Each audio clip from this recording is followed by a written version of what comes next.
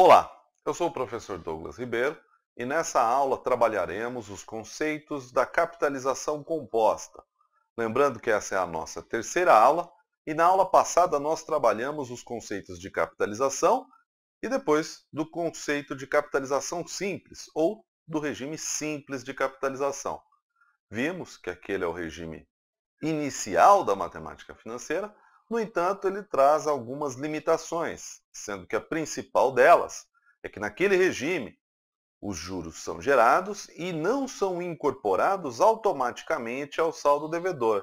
São incorporados ao saldo devedor apenas no final do prazo total e não a cada período de capitalização, que é quando eles ocorrem de fato. Hoje veremos que na capitalização composta, esses juros são incorporados automaticamente ao saldo devedor assim que gerados. Isso torna a capitalização composta dinâmica e sendo a preferida pela maioria esmagadora das pessoas que trabalham no mercado financeiro. Assim, na aula de hoje, vamos trabalhar o regime mais utilizado pela matemática financeira, pelo mundo das finanças, para a atualização do valor do dinheiro no tempo, pelo mercado como um todo. Espero que vocês gostem e aproveitem essa aula e ao final do vídeo deixem suas impressões, suas contribuições e suas sugestões. Um grande abraço e vamos à aula. O regime composto é o regime mais utilizado pelo mercado para a atualização do valor do dinheiro no tempo. Em grande parte, isso ocorre pela sua dinâmica de cálculo, que incorpora o juro que é gerado a cada período de capitalização imediatamente ao saldo devedor. Isso facilita que o credor perceba os efeitos da acumulação do dinheiro ao longo do tempo. O senso comum conhece o regime composto também como regime de juros sobre juros, dada a natureza dessa dinâmica que acabamos de falar. Então, basicamente, podemos considerar que a principal diferença do regime simples para o regime composto está na acumulação do juro que é dado a cada período de capitalização, enquanto no regime simples, essa incorporação ao saldo acontece apenas no final do prazo total.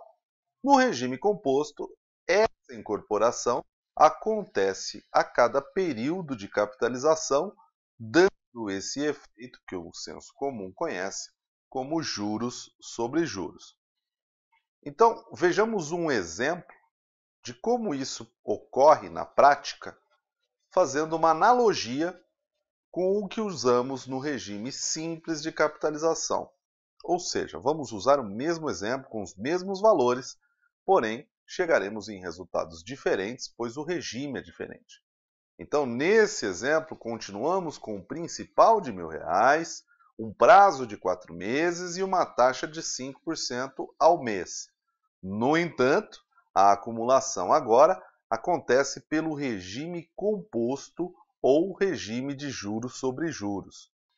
Assim, o cálculo desse exemplo ficará da seguinte forma.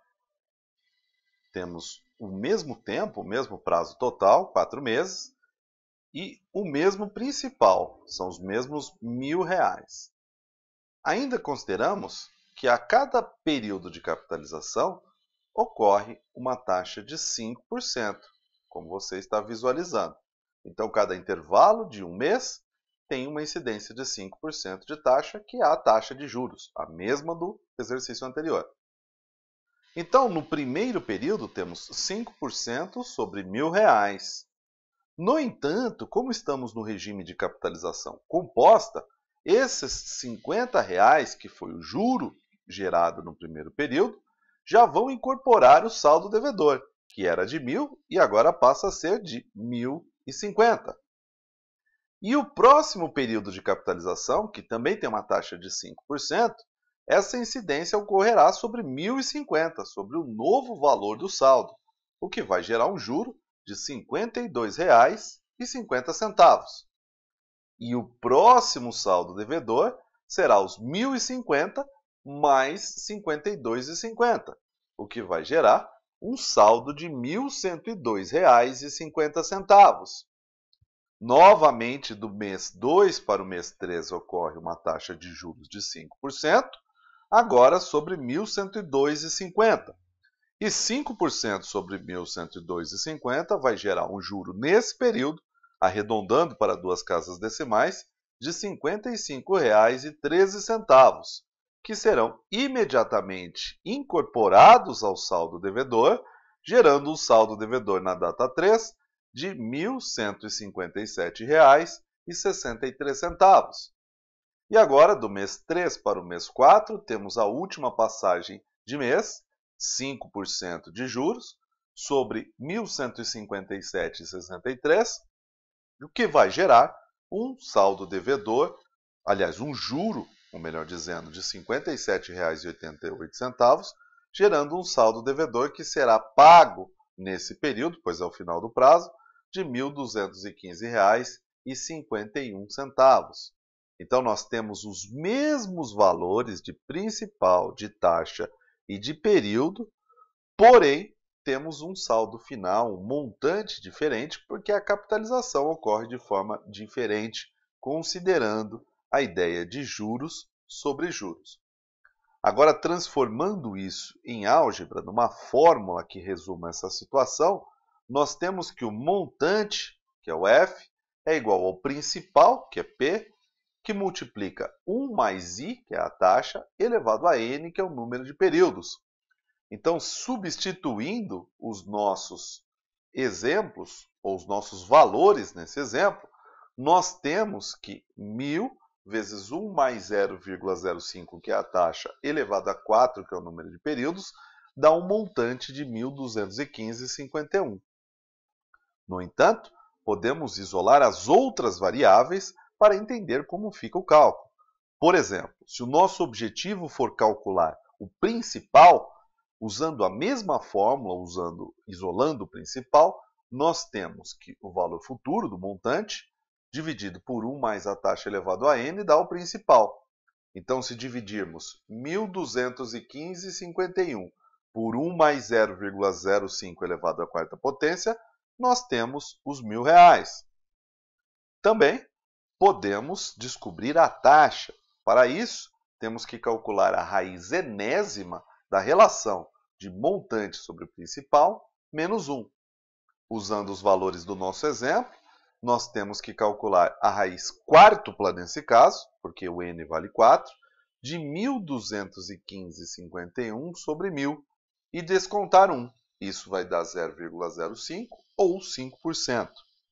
E se quisermos calcular o n, precisamos tirar o logaritmo numa base qualquer, desde que seja a mesma base utilizada pelo denominador, da relação do valor futuro sobre o valor presente, do montante sobre o principal, e dividir pelo log, na mesma base do anterior, de 1 mais a taxa de juros.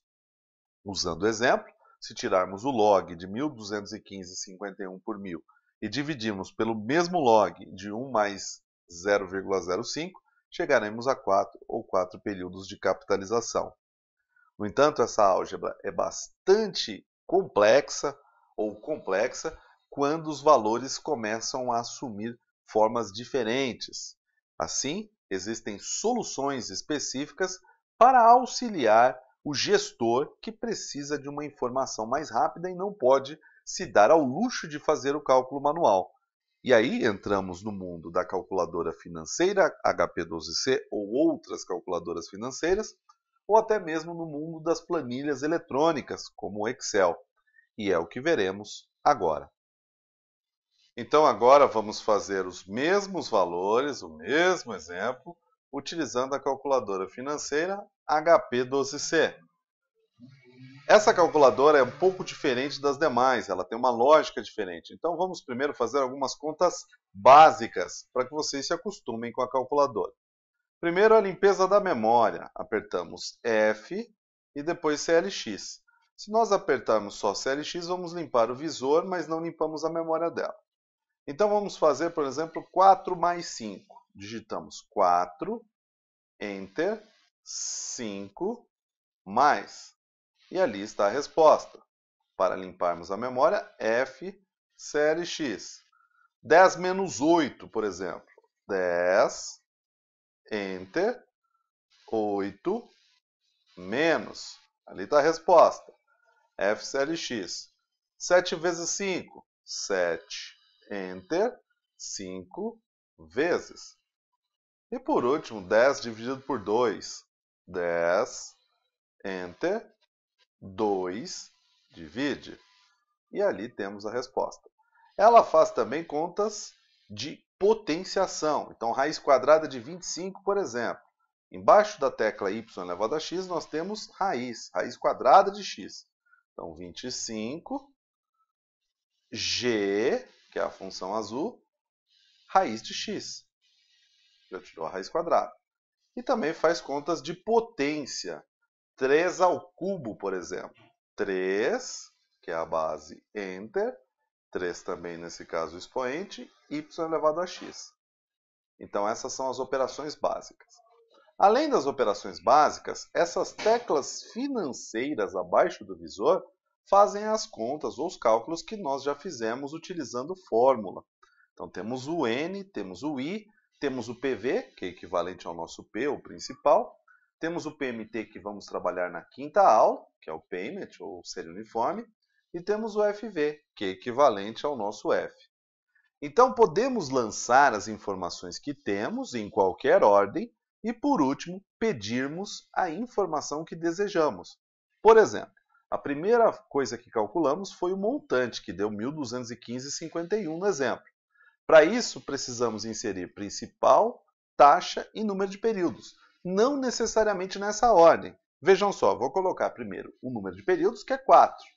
E digito N. Ela já sabe que o número de períodos é 4. 5, ela já vai dividir por 100, porque ela considera que esse número que eu digito é em porcentagem. E aperto I. 5I é a taxa. E o principal, nesse caso, é 1.000. Então, digito 1.000, limpo a memória, 1.000, principal. E agora sim que eu tenho 3 informações, basta pedir o FV. 1.215,51. Esse número negativo não quer dizer que o número é negativo necessariamente, porque eu lancei o principal como entrada, positivo, então ele está dizendo que 1.215,51 é uma saída. Apenas isso. Limpo a memória financeira dela e agora eu vou fazer o cálculo do principal. Para isso, 1.215,51 é o meu valor futuro. 4 é o número de períodos, 5 é a taxa, peço o PV, R$1.000. Negativo de novo, apenas uma saída. Limpo a memória e agora eu vou entrar com o cálculo da taxa. Para fazer o cálculo da taxa, nós precisamos de principal e montante. Como nós temos principal e montante no mesmo cálculo, um dos dois tem que entrar negativo, senão essa calculadora vai soltar um valor de erro. Ela não entende 2 entradas ou 2 saídas. O erro 5 vai indicar isso. Mas vamos fazer certo. Então, 1.000, vou deixar positivo, não vou deixar o sinal negativo. 1.000 PV. Então, 1.215,51, que é o valor futuro, tem que ser negativo. Então, antes de registrá-lo como valor futuro, eu aperto o CHS, FV. 4 é o número de períodos, 4N, peço a taxa, 5% ao mês. E agora eu vou calcular o N. Para isso eu vou informar a taxa, o montante e o principal. Então a taxa é 5, 1.215,51, CHSFV, negativo, 1.000 PV e peço N, dá 4. Ela tem um problema, porque se esse N fosse fracionário, ela arredondaria sempre para o próximo inteiro positivo. Não chega a ser um problema prático, porque o N é uma informação que vem do prazo, e o prazo é uma das primeiras coisas que se combina entre credor e devedor. Mas, teoricamente, numa questão teórica, não temos certeza, quando calculamos o N, se esse N é inteiro ou não. Mas isso vai ser discussão de uma aula futura. Então, agora, o nosso próximo passo é ver esses mesmos cálculos que já fizemos algebricamente e pela calculadora financeira, utilizando uma planilha eletrônica do Excel. Então, Vamos a ele. Agora vamos usar uma planilha eletrônica, o Excel, para fazer os mesmos cálculos que já fizemos pela HP12C e já fizemos pela álgebra, pela fórmula. Então, primeiro vamos calcular o principal. O principal é a função valor presente. No Excel é VP. Então, digitamos numa célula em branco, igual, VP, abre parênteses, e já dá a sugestão dos parâmetros. O primeiro parâmetro é a taxa. Ou a gente digita 5% ou 0,05. Então, vou digitar 0,05, ponto e vírgula. O próximo argumento é o número de períodos. No caso aqui são 4 períodos. Então, eu digito 4. Ponto e vírgula. PGTO não se aplica, é equivalente ao PMT, é 0. Ponto e vírgula. Valor futuro, eu posso pôr positivo ou negativo. Então, vou pôr negativo. Menos 1.215,51. Tipo não se aplica. Então, fecha parênteses e dá um Enter. Como eu pus negativo o valor futuro, a resposta aqui saiu positiva. Agora vamos calcular o montante. O montante é valor futuro. Então, a função é a função VF no Excel. Digitamos igual, VF, abre parênteses, taxa 5%, que é outra forma que eu posso colocar, ponto e vírgula, número de períodos 4, ponto e vírgula, tipo 0. Valor presente, ponto e vírgula, menos 1.000, para a resposta sair positiva. Tipo não se aplica, fecha parênteses e um Enter. Agora vamos calcular a taxa. Função taxa igual taxa, abre parênteses, número de períodos 4, ponto e vírgula, PGTO 0, não se aplica, ponto e vírgula. Agora temos valor presente e valor futuro. Um dos dois precisa ser negativo. Vou deixar o valor presente negativo. Então, menos 1.000, ponto e vírgula, então tem que ser positivo o valor futuro, 1.215,51. Tipo estimativa não se aplica, fecha parênteses e dá um Enter. 5%. E agora o período, na função NP, igual NP, abre parênteses, taxa 5%, ponto e vírgula PGTO 0, ponto e vírgula menos 1.000 de valor presente, ponto e vírgula 1.215,51 de valor futuro, fecha parênteses e dá um Enter, ali está 4. Esse valor está arredondado porque 1.215,51 não é bem 1.215,51. Diminuímos o número de casas decimais que a gente resolve esse problema. Então podemos fazer todos aqueles cálculos desse capítulo, dessa aula, utilizando formas diferentes de acordo com a necessidade, com os recursos que a gente tenha. Espero que tenha ajudado. Um grande abraço e até a nossa próxima aula.